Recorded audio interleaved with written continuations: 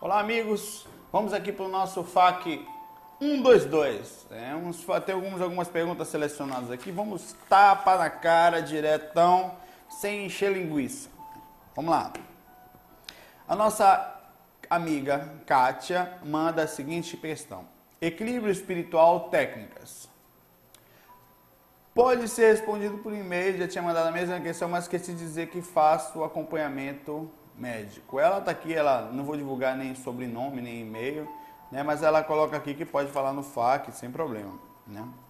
Primeiro, tal. Eu sou espírita médium, trabalho em um centro em minha cidade. Por um tempo, antes de ser espírita, tive vários desdobramentos. No caso, aqui chama-se viagem astral, nós chamamos, né? Enfim. Ficava sempre em catalepsia e me desesperava, pois não sabia o que era. Mas que me lembre, só ia até o quarto dos meus pais e depois ficava a dar passividade em qualquer lugar, receber os cabras, né? Médium. Ela brinca aqui. Foi onde eu tive que procurar um centro. Temos muito estudo por lá e a casa também. Leio muito e foi por acaso que achei um vídeo seu. Lá em 2010 e tal, e vi vídeos e comecei a tentar fazer o curso básico, mas quando cheguei no final dei uma travada. Pois como você fala, precisamos estar em boa sintonia e ir com carinho. Acontece que não me considero uma pessoa em equilíbrio, pois tenho fibromialgia e depressão, estou sempre em altos e baixos. Tenho acompanhamento médico, psicológico, psiquiatra, tomo vários remédios. Tanto estou bem, como daqui a pouco estou no fundo do poço.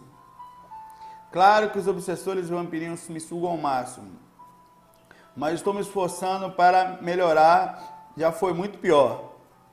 Vivo em busca da reforma íntima e faço muita prece e caridade. Sobre a técnica do frontal, estou fazendo e entro em catalepsia sempre, mas não saio do corpo. Na verdade, acho que tenho muito medo. O que quero perguntar é o que você acha que eu deveria fazer, como conseguir equilíbrio, você tem alguma técnica ou dica, desejo tudo de melhor para você, que você continue suas vidas, Kátia, querida amiga.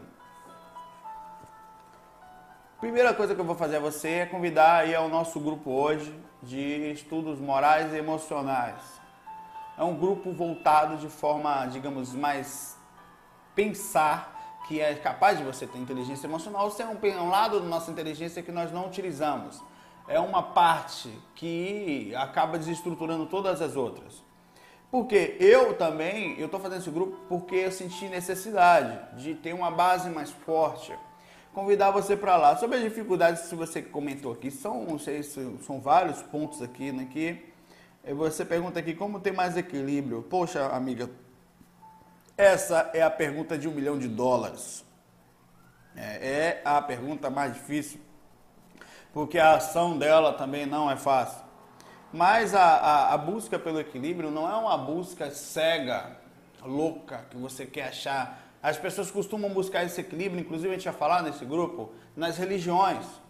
Né? Elas procuram ir para lugares através de Deus, da espiritualidade, então elas entram naquela moral, ou a moral cristã, para tentar encontrar um certo domínio das suas emoções, que elas atribuem isso à ajuda espiritual e claro que elas estão no meio ali, mas a tabela não é ela sozinha. Às vezes Jesus, ou alguma coisa, ou Buda, é como se você criasse uma intervenção. Na verdade, o processo do estudo desse grupo é o mesmo, só que com um fator diferente. Nós vamos fazer isso com ajuda, claro, vai ter um monte de ajuda espiritual, energética, sempre tem. Então, tem que se estudar. Não adianta eu chegar para você, o equilíbrio emocional é uma coisa que todos nós temos que meditar, fazer yoga, manter a calma. Isso é a teoria, é muito fácil falar, difícil é fazer. E mais do que isso, são palavras soltas. Então o que a gente vai fazer? Estudar mesmo. Poxa, Kátia, o que você pode fazer? Começa em pequena escala, sabe? O que você pode fazer para isso? É muito difícil controlar o denso, o grosso, ou então ir profundamente querer encontrar do zero. Porque uma coisa que o desequilíbrio emocional, ou o processo de não ter controle sobre determinada situação, ela não vem de uma hora para outra. É uma coisa que a gente vem vindo a vida inteira, às vezes. Ela vem... Alguns crescem, outros ficam ali naquele processo, tem altos e baixos, como você falou aqui, que está bem, não está. É tentar interpretar essas coisas, esses momentos de mudança, é saber o que é seu, o que não é seu, o que é interferência, o que não é interferência. E aí, com você no meio disso tudo, aprendendo a reconhecer as mudanças energéticas, emocionais, a estudar não só isso, a estudar quando elas vão chegar. Peraí, hoje eu já senti, hoje eu tô bem, digamos. Amanhã você não acorda com aquela angústia no peito. Peraí, isso é meu, isso é químico, isso é eu que pensei, eu tô com algum problema, ou tem alguma coisa por fora disso, sabe? Tem alguma coisa me cercando.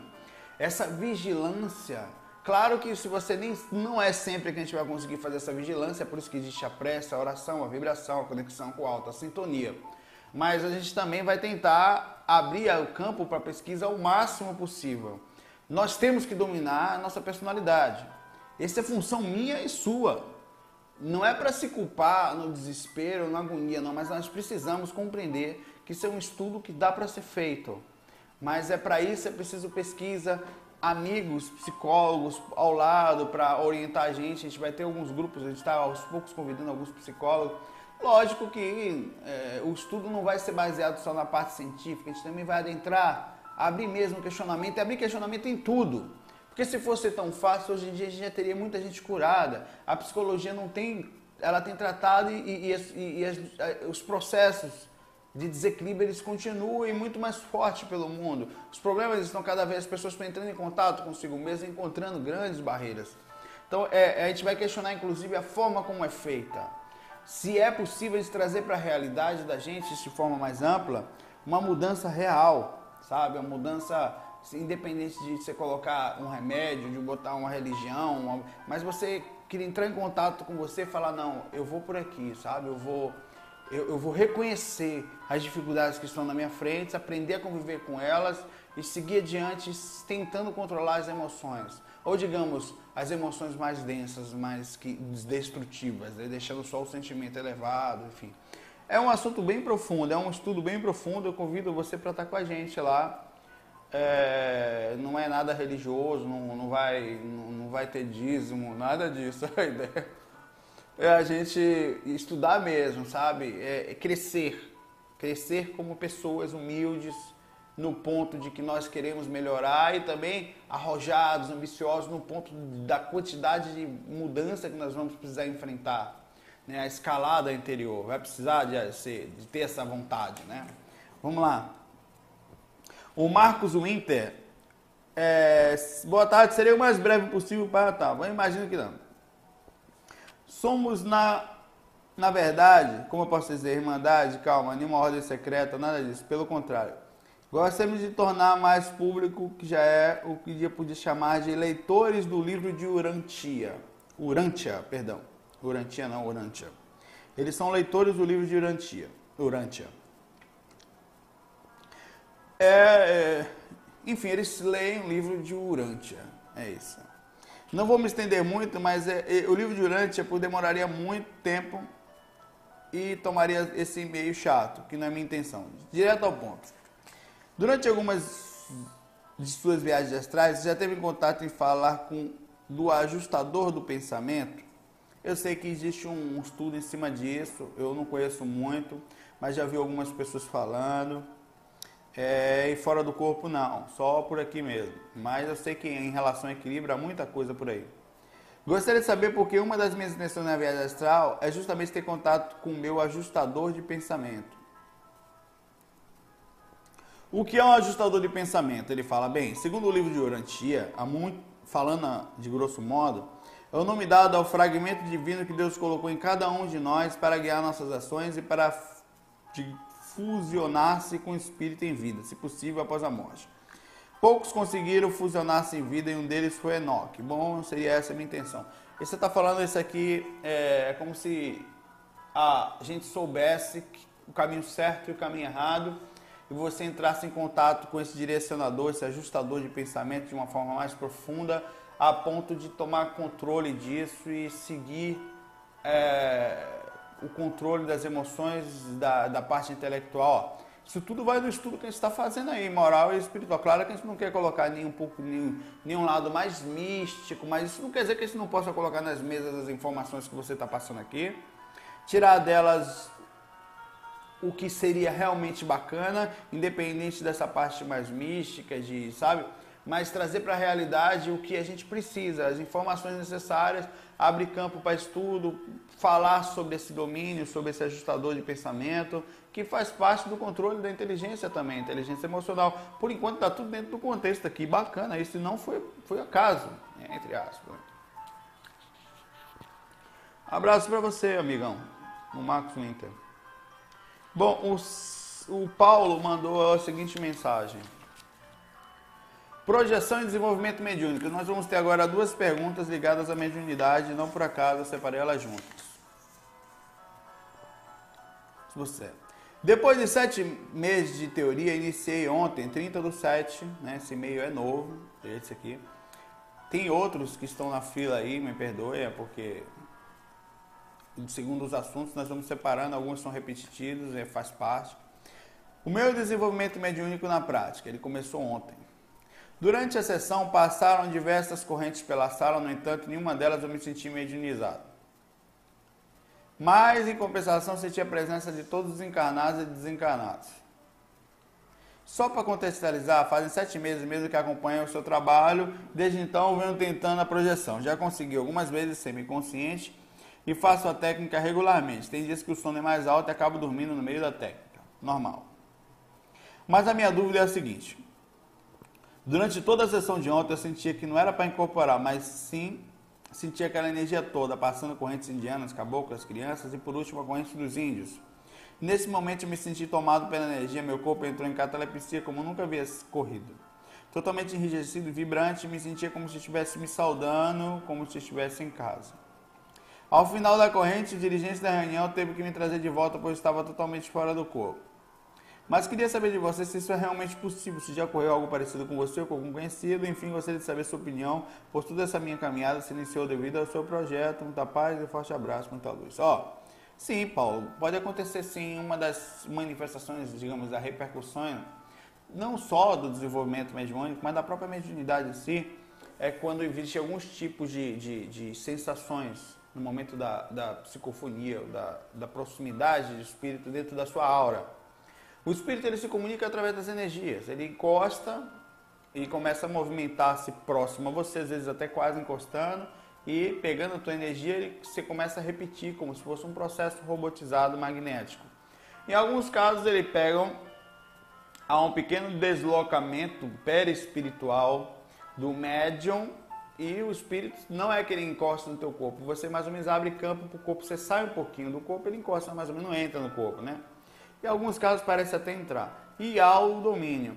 Há casos de balonamento. Como a gente sabe, a energia também é um veículo de manifestação da consciência. Essa aura da gente, assim como o corpo físico, o corpo espiritual, você pode se manifestar nela de forma inteligente.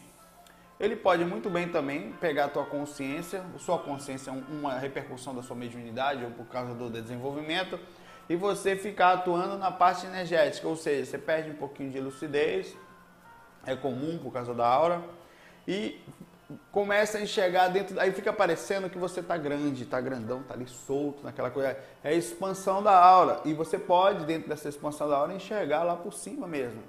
Acontece até com quem está doente, às vezes, que tem deslocamento de aura por causa da fraqueza física, né? A aura se abre, normal, na morte, né? A soltura energética por completo, e a pessoa começa a enxergar, ter a visão, muitas vezes durante as cirurgias, a pessoa pode estar também enxergando através da aura, ou mesmo espiritualmente acima, porque o corpo está bem relaxado. É bem parecido nesse ponto. Essa sensação de enrijecimento é que você perdeu o controle do corpo físico, né? Sentiu o amortecimento, apesar de estar fora, ou projetado para fora do corpo, você sentiu o enrijecimento físico. É bem comum. Paulo, não está aqui ainda. E faz parte mesmo. E sobre essa projeção, continue praticando, continue treinando, é assim mesmo. O processo energético é um lado, o processo mental é o lado. É o processo de lucidez, de enxergar as coisas legais, de controle emocional, o grupo aí de novo, né? De controle, inteligência emocional, de ter mais ou menos um direcionamento nas suas atitudes. Não é fácil. Nenhum de nós, nem eu, não pense que eu tenho, não tenho, eu estou aprendendo. Só que se colocar à disposição dessa pesquisa, desse estudo interior, das nossas sensações que nós temos, porque você está acostumado a 2 mais 2, 4, tal, não sei o que, tal, concurso, questão, inteligência para isso, para algumas coisas, para criatividade, nada para emoção, para o controle das emoções. Você vê a maioria das pessoas andando aí que nem loucos, então também isso aqui influencia muito a projeção. Vamos lá? A Manu manda a seguinte pergunta: incorporação. Bom dia, tenho uma dúvida sobre incorporação. Eu curto muito o candomblé e fiquei pensando na viagem astral. Saímos do corpo e ficamos ligados ao cordão de prata, certo? Certo. Isso. Quando incorporamos, para onde vai o nosso espírito? Eu acabei de falar isso, né? Já que outro, por exemplo, Exu tomará posse do corpo físico. A incorporação, a não ser em casos mais extremos de possessão e tal, é uma subjugação, nesse caso seria que você perde o domínio das suas energias e controle físico. A incorporação não quer dizer que o espírito entrou no teu corpo, ele se aproxima dele. Só que como médium há um processo inteligente, uma ligação, né, digamos, muito inteligente, bem feita, articulada, e que faz com que a parte magnética do corpo, mais o corpo físico, respondam à interferência de uma mente que você permitiu. O corpo é teu, foi você quem permitiu o acesso. O processo de desequilíbrio acontece quando você não tem controle desse acesso mais, ou como o acesso está tão profundo que você não sabe mais se é você ou se é outro. Em alguns casos há um pequeno deslocamento, há casos de médiuns que saem do corpo mesmo, e o corpo, mas mesmo assim não quer dizer que o espírito acessou.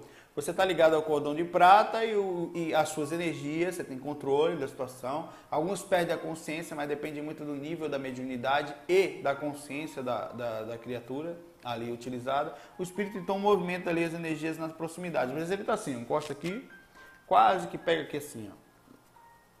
Quase encosta, como se estivesse pegando um robozinho mesmo, né? A mão fecha, no caso da psicografia, né? E a psicofonia também. Tanto que muitas vezes, para incorporar, o espírito chega perto da aura, eu sei porque eu já fiz isso fora do corpo de uma pessoa, tenta falar por ela e não fala, velho. Isso não sai. Por exemplo, a mãe, eu te amo.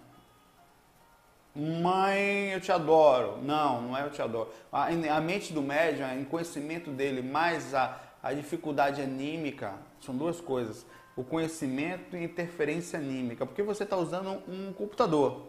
Se você quiser processar conhecimentos grandes em um computadorzinho, não vai rolar. Um programa muito forte não roda em computador pequeno. Quer falar que aquela hora ele tá um espírito cheio de conhecimento, ele tem muita dificuldade em passar. Ele tem que estudar, inclusive, para passar na linguagem do médium, porque ele vai falar projeção, ela vai falar a saída do corpo. A mente interpreta e libera, né? Até os termos são utilizados por causa disso. Ele está utilizando um veículo, e esse veículo não é de livre acesso. Até você, espiritualmente, para falar nesse veículo, você teve que estudar, pesquisar, senão você já nascia falando e dançando, né? Que nem antigamente a gente era. Nascia já uma cebosa, que nem nós somos, né? Não nasce fofinho, meio burro, meio ignorante, quase saber de nada para enganar, inclusive os pais, que pensar que tem que cuidar daquela coisa inocente. Ô inocência, inocente, viu lá, todo acabado de outra vida. Outra dúvida: quais tipos de pessoas médias são propícias à incorporação? Na verdade, a incorporação, a psicofonia, né, no caso, há uma densificação. A gente tem um áudio sobre mediunidade ostensiva. O chakra laríngeo, ele tem uma vórtice, um chakra que drena mais energia e dá a capacidade aos espíritos de passar as suas intenções energéticas e mentais e poder atuar ali de forma mais ampla. O bom médio a incorporação não depende só das energias e dos chakras, depende, como eu falei, do conhecimento do cérebro do médium. Às vezes o médium, ele não tem muito conhecimento, então ele vai falar do que pode. O espírito não consegue, a não ser em casos mais extremos, em que ali há um estudo, e o estudo seria que o processo anímico do médium houvesse a mínima interferência possível, ou seja, eu não tenho conhecimento, mas não me meto no que você está falando. Isso é arriscado ao mesmo tempo, porque às vezes você limita-se a deixar um espírito falar o que quiser, e ao mesmo tempo também necessita muito estudo para muita gente, né? São todas as pessoas que permitem que isso aconteça, elas interferem, né, na mensagem, é muito comum. Eu diria que não existe mediunidade nem de Chico Xavier, nem de ninguém, nem de Divaldo, 100%. Não existe. Você vai ter ali beirando, digamos assim, a perfeição, os 90%, com alguma interferência. Há interferência. Não tem como não ter. Porque você tá, a interferência são duas, como eu falei, o conhecimento da pessoa mais o animismo, que é o conhecimento é o que eu tenho no cérebro. Beleza, é o que eu tenho no meu banco de dados. Eu tenho essas palavras aqui, perfeito. Eu posso colocar mais palavras? Realmente, talvez, a depender da diferença do animismo que o médium vai permitir e do estudo da consciência daquele médium, ou seja, o espírito tem que ser preparado, é possível. Como no caso do Chico, dentro da a porcentagem de palavras de acerto era muito grande. Mas a maioria dos médios beira os seus 60%, 50%, 40% de informação. Né? Isso é um estudo que tem alguns livros, é bom ler, é bom pesquisar sobre isso. Creio de que sou médico de psicografia e incorporação, no caso de psicofonia, ela quis falar. Né?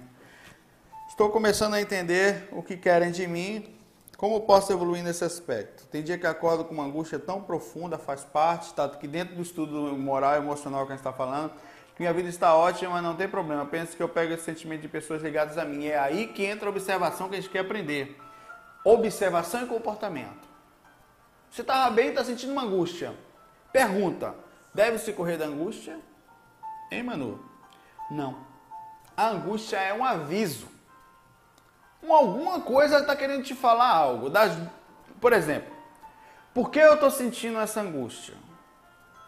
É meu?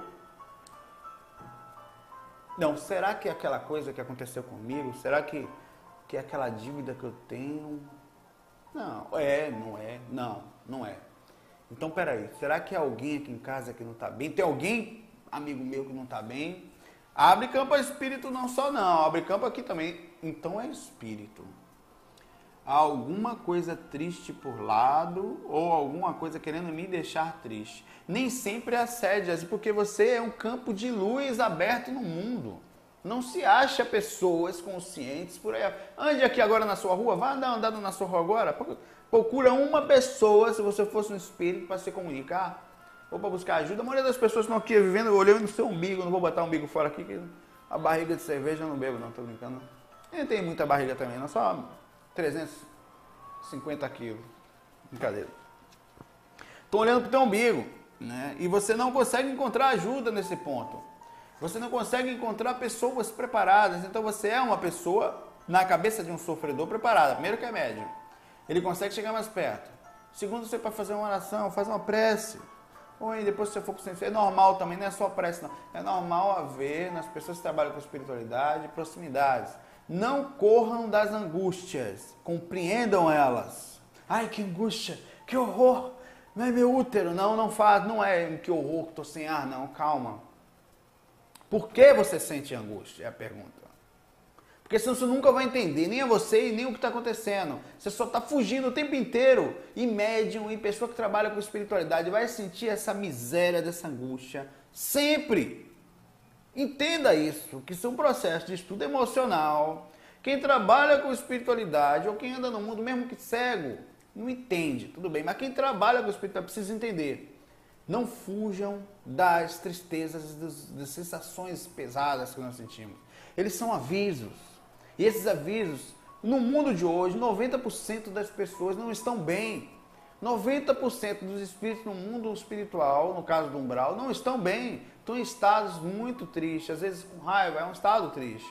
Essa sensação está sendo passada para você, uma informação da realidade do que nós temos aqui agora. Se você quer fugir da realidade para viver 10%, você está fugindo de si mesmo. Está fugindo da informação. Ah, eu quero ser médium, mas não quero sentir angústia.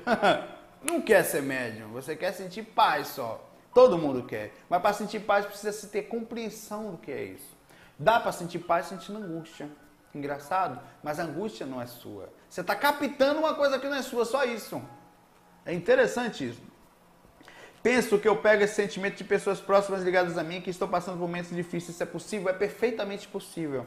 É possível que tenha algum espírito obsessor, não só obsessor, mas sofredor de alguém que está sofrendo muito, que não é seu, veio, só encostou em você, você passou no trabalho, o cara viu e foi atrás. Para finalizar, não sei o que tal, não sei o que, prum. Falou, mas... Então é isso. Manu, é isso. O seguro estudar isso. Não corram das angústias. Das angústias, né? Como fala. Nosso amigo Paulo. É o Paulo mesmo? É o mesmo Paulo? É o mesmo Paulo. que mandou a pergunta do desenvolvimento mediúnico, manda a seguinte questão. Seremos espíritos simpáticos em outra vida, em outras vidas ou mesmo almas gêmeas? Eu sei que você tem para perguntar uma coisa muito importante. Estou sofrendo com uma situação que tem se passado comigo. Eu trabalhei numa escola, fui um funcionário e conheci uma aluna que mexe muito comigo. Eu só falei Paulo, eu sou Saulo. Eu, o dia que virar melhor, vou ser igual a você, né? Saulo, porque me persegue, virou Paulo, que é muito melhor. Ainda sou alma cebosa. Nossos olhares se cruzavam nos corredores da escola. Eu tenho 38 anos e ela deve ter uns 18. Acontece que já saí da escola e passado 2 meses ainda penso nela todos os dias por...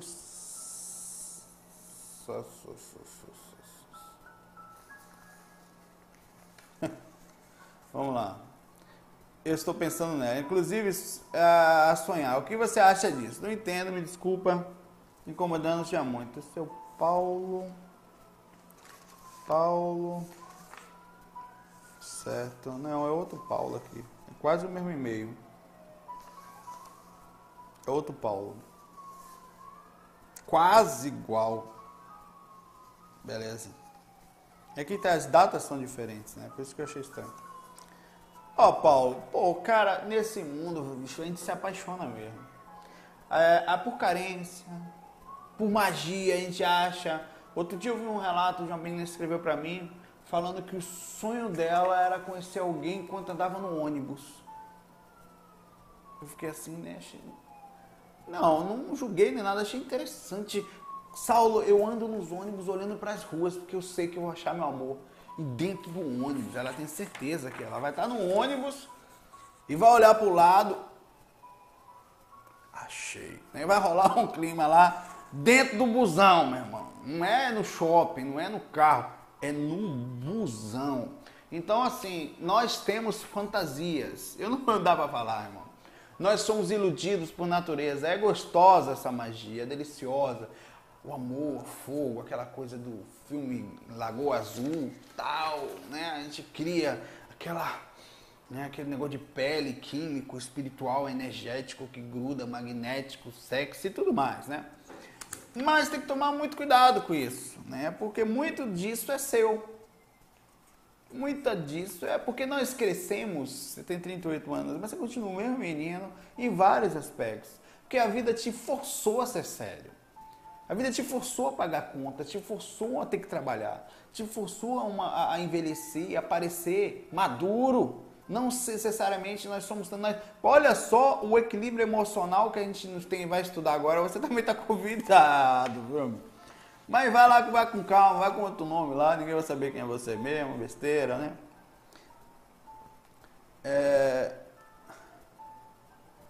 Na verdade, peraí. O nome dele não é Paulo, não.